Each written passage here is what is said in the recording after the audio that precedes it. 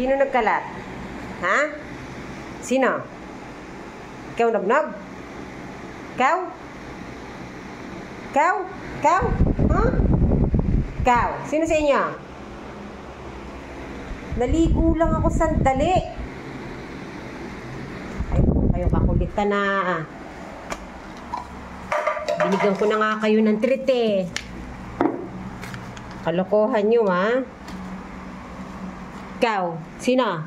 Ikaw ba? Pasaway kayo ha. Sana iba. Ano siguro sa ilalim ng kaano? Sino?